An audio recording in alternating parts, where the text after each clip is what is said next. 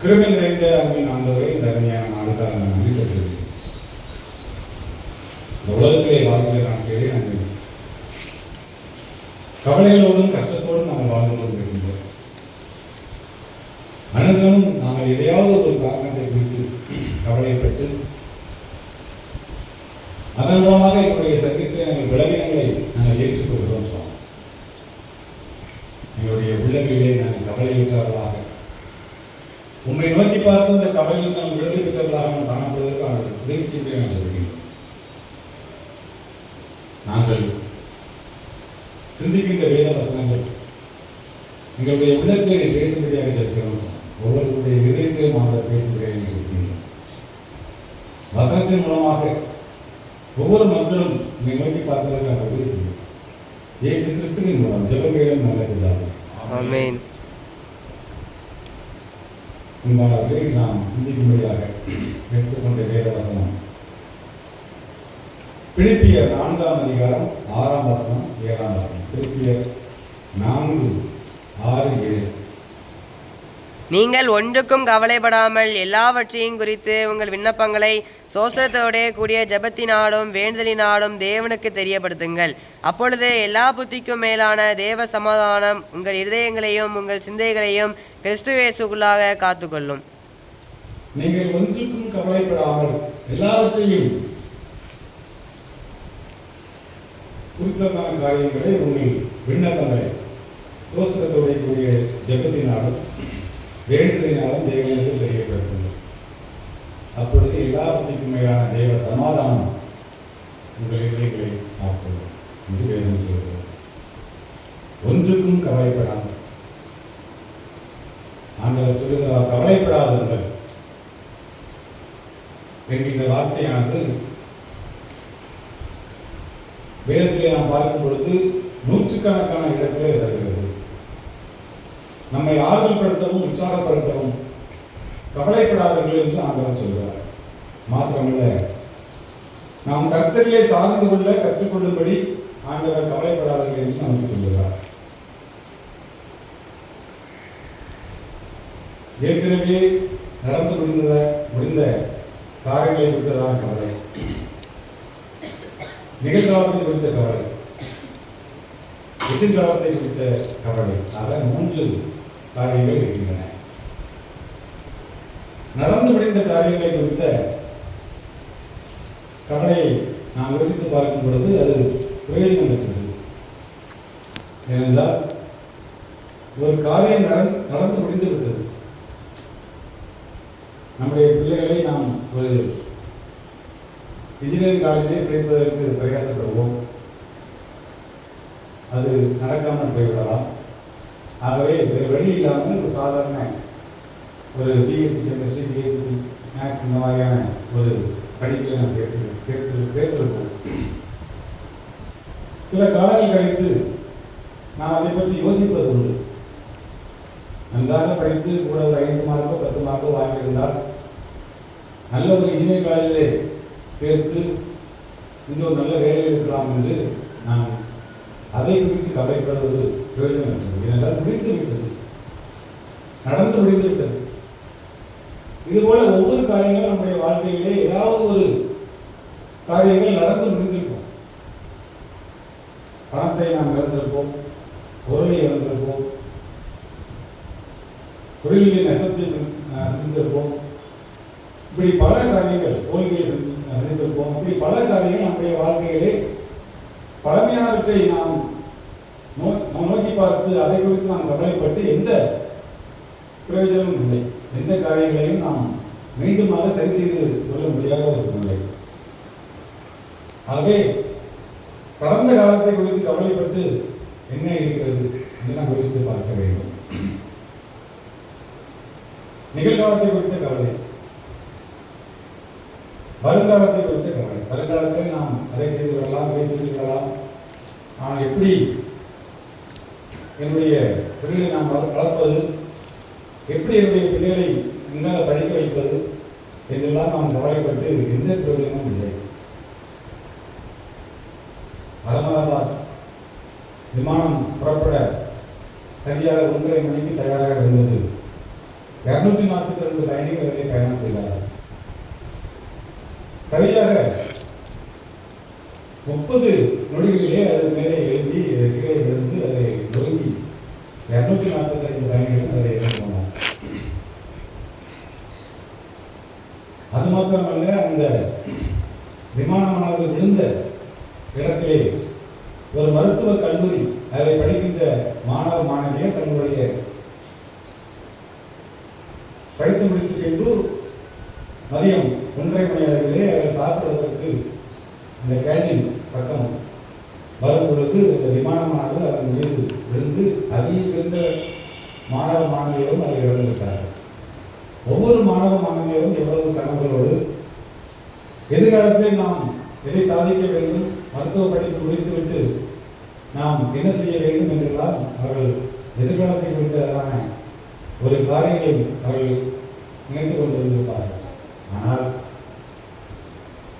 எதுவுமே எதிர்பார்க்காத நேரத்திலே அந்த விமானமானது அந்த இடத்துல விழுந்து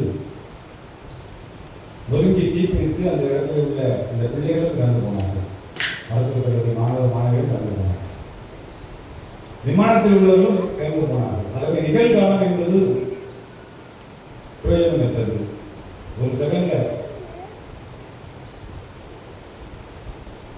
நடந்து போய்விட்டது. அந்த விமான விமானத்திலே பயணம் செய்தவர்களும் நாம் இன்னும் சிறிது நேரத்திலே நாம் லண்டனுக்கு சென்று விடுவோம், அங்கே சென்று இந்த நிலையெல்லாம் பார்க்க வேண்டும், இந்த காரியங்களை செய்ய வேண்டும் என்றெல்லாம் அவர்கள் நினைத்திருப்பார்கள். ஆனால் எந்த நினைவுகளும் இல்லாமல் போய்விட்டது. ஆகவே எந்தவித காரியத்தை குறித்ததான கவலையும் நாம் இடத்தில் இருந்தால் அது பிரயோஜனமற்றது என்று நமக்கு வேதம் சொல்கிறது. அனுபவமான ஒரு மருத்துவர் தன் நோயாளியை பற்றி ஆராய்ந்த போது அவர்களில் 40% சம்பவிக்காத காரியங்களை எண்ணி கவலைப்படுகிறார்கள் என்று அவர் சொன்னார். 30% பேர் கழிந்து போன சம்பவங்களை எண்ணி வீணாக கவலைப்படுகிறார்கள் என்று அவர் சொன்னார். 12% பேர் தங்களுக்கு நல்ல உடலிலே ஆரோக்கியம் இருந்தும் ஆரோக்கியம் இல்லாததாக கற்பனை செய்து கொண்டு கவலைப்படுகிறார்கள் என்று சொன்னார். மீதி 18% பேர் கவலைப்பட அடிப்படை காரணம் ஏதும் இல்லாமல் கவலைப்பட்டுக் கொண்டிருக்கிறார்கள் என்று கண்டுபிடித்தார். கிறிஸ்துவுக்கு அன்பானவர்களே, இயேசு கிறிஸ்து சொன்ன வார்த்தைகளை கவனித்து பாருங்கள். கவலைப்படுவதனாலே எவன் தன் சரீர அளவிலே ஒரு முழத்தை கூட்டுவான்? உடைக்காகவும் நீங்கள் கவலைப்படுகிறது என்ன? காட்டு புஷ்பங்கள் எப்படி வளர்கிறது என்று கவனித்து பாருங்கள். அவைகள் உழைக்கிறதும் இல்லை, நூற்கிறதும் இல்லை. ஆகையால் எண்ணத்தை உண்போம், எண்ணத்தை குடிப்போம், எண்ணத்தை உடுப்போம் என்று கவலைப்படாதவர் என்று மத்தேயு 6:27, 28, 31 சொல்வதை நாம் பார்க்க முடிகிறது. எந்த விதமான கவலைப்படுவதனாலே பிரயோஜனம் இல்லை. இன்னுமாக பார்க்கும் பொழுது நீதிமொழியில் 12:25 சொல்கிறது, வாசியுங்கள். நீதிமொழி 12:25.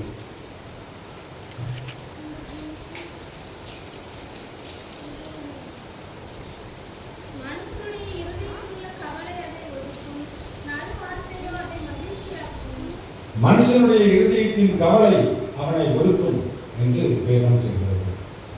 உங்களுடைய உள்ளத்திலே கவலைப்பட்டுக் கொண்டிருக்கிறது என்று சொன்னார், அந்த கவலை உங்களை ஒடுக்கும். சிலர் பார்ப்பதற்கு மிகவும் நன்றாக தோற்றமுள்ளவர்களாக காணப்படுவார்கள்,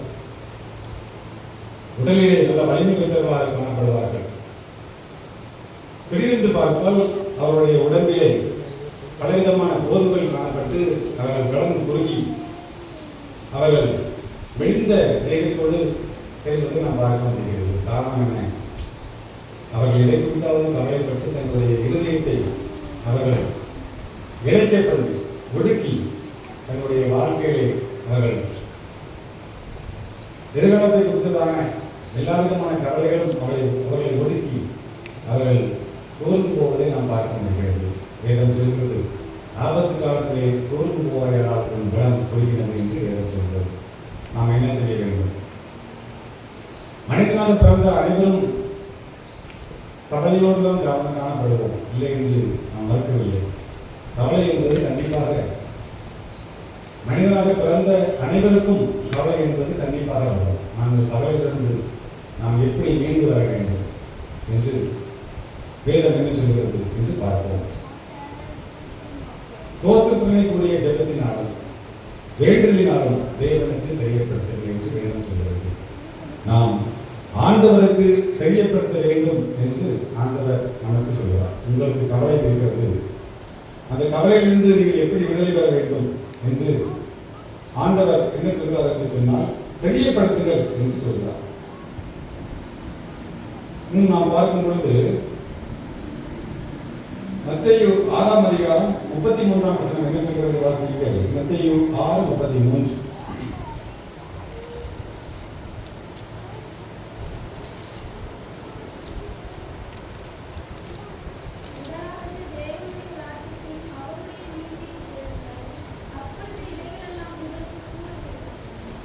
முதலாவது தேவனுடைய ராஜ்யத்தையும் அவருடைய நீதியையும் தேடுங்கள், அப்பொழுது இதையெல்லாம் உங்களுக்கு கூட கொடுக்கப்படும் என்று வேதம் சொல்கிறது. ஆண்டவருக்கு தெரியப்படுத்த வேண்டும்.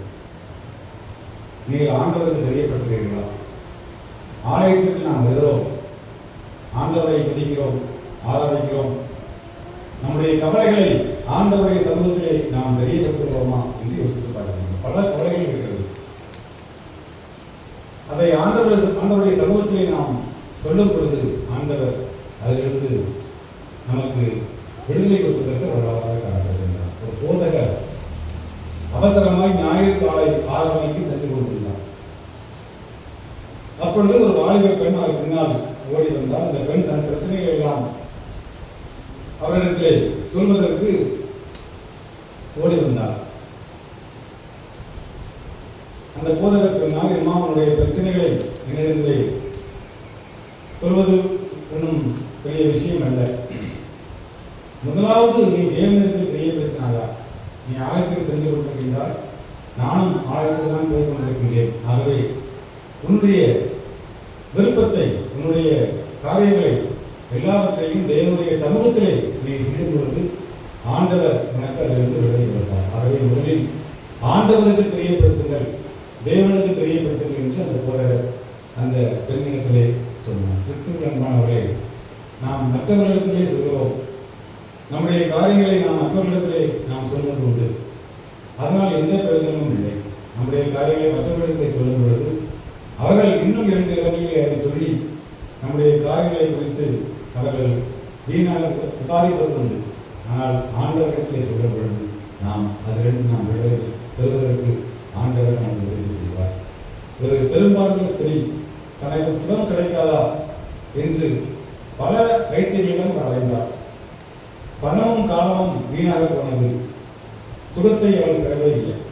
கடைசியாக அவள் இயேசுவிடம் வந்தார்.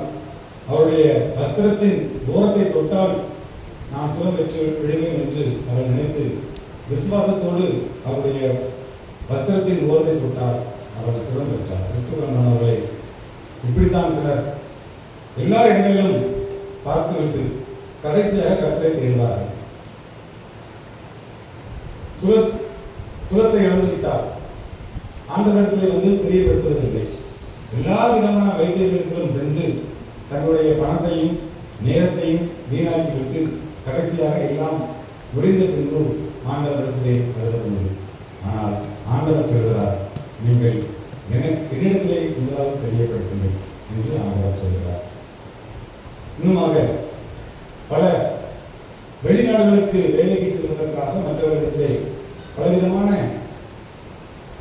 காரியங்களை சொல்லிவிட்டு அவர்களை நம்பி அவர்களிடத்திலே பணத்தை கொடுப்பது உண்டு. அவர்கள் அதை வைத்து ஏமாற்றிவிட்டு அவர்கள் சென்று விடுவது உண்டு. இப்படி பல காரியங்களை ஆண்டவரிடத்திலே முதலாவது தெரியப்படுத்தாமல் வெளிநாடு செல்வதற்கு என்றால் ஆண்டவரிடத்தை தெரியப்படுத்த வேண்டும், ஆண்டவரை நோக்கி பார்க்க வேண்டும், அதற்கு பின்பு முயற்சியை செய்ய வேண்டும். ஆனால் இவர்கள் முதலாவது மற்றவர்களை நம்பிவிட்டு கடைசியாக எல்லா பணமும் போன பின்பு ஆண்டவரிடத்திலே வந்து தெரியப்படுத்துவது உண்டு. கிறிஸ்துவின் பிரியமானவர்களே, இதை முதலாவது ஆண்டவரிடத்திலே தெரியப்படுத்துங்கள். ஆகவேதான் வேதம் சொல்கிறது, முதலாவது தேவனுடைய ராஜ்யத்தையும் அவருடைய நீதியையும் தேடுங்கள், ஆண்டவரை தேடுங்கள். அப்பொழுது மற்ற காரியங்கள் எல்லாம் சுகத்தோடு பலத்தோடு காணப்படுவது, நம்முடைய ஆசீர்வாதம், நம்முடைய ஐஸ்வர்யம் விரிவாக்கப்படுவது எல்லாம் ஆண்டவர் நமக்கு கொடுப்பதற்கு வல்லவராக காணப்படுகின்றார். நாம் என்ன செய்ய வேண்டும்? ஆண்டவரிடத்திலே நாம் ஏறெடுக்க வேண்டும். சங்கீதம் 121 அதிகாரம் 1 வசனம் 2 வசனம் சொல்கிறது, வாசியுங்கள். சங்கீதம் 121 1-2.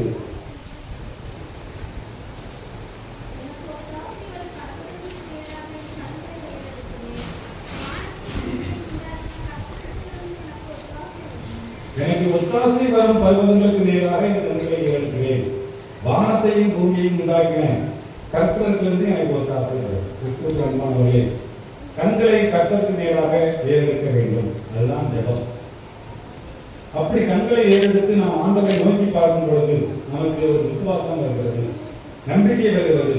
அந்த எதிர்பார்ப்பு நம்மை ஆசீர்வாதப்படுவதாக நடக்கும்.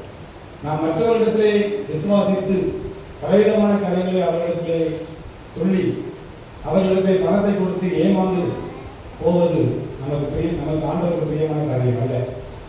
ஆண்டவரை நோக்கி பார்க்கும் பொழுது, கண்களை ஏறெடுத்து பார்க்கும் பொழுது ஆண்டவர் நமக்கு ஒத்தாசை கொடுப்பதற்கு வல்லவராக காணப்படுகின்றார். அந்த இஸ்ரவேலருக்கு விரோதமாக கோலியாத்து பெரிய ராட்சசனை போல எழுதி வந்த போது தாவீதோ கோலியாத்தை பார்க்கவில்லை, அவனுடைய வெண்கல கவசத்தை பார்க்கவில்லை. தனக்கு ஒத்தாசை வரும் பர்வதமாகிய அவன் ஆண்டவருக்கு நேராக தன் கண்களை ஏறெடுத்தான். சங்கீதம் 104:1 வாசிக்கும் பொழுது, ஒத்தாசை வரும் பர்வதமாகிய கர்த்தருக்கு நேராக தன்னுடைய கண்களை ஏறெடுத்தார். கர்த்தர் அவனை பெரியவராகினார். கிறிஸ்துவுக்கு அன்பானவர்களே, நீங்கள் எவ்வளவுக்கு எவ்வளவு பெரிய போராட்டங்கள் உங்களுடைய வாழ்க்கையிலே வந்தாலும் ஆண்டவரை நோக்கி பாருங்கள். ஒத்தாசை வரும் கண்மலையை பர்வதங்களை நீங்கள் நோக்கி பாருங்கள். அப்பொழுது உங்களுக்கு ஆண்டவர் ஆசீர்வாதம் கொடுப்பதற்கு வல்லவராக காணப்படுகின்றார். 1 சாமுவேல் 17:26 வாசிக்கும் பொழுது வாசியுங்கள். 1 சாமுவேல் 17:26.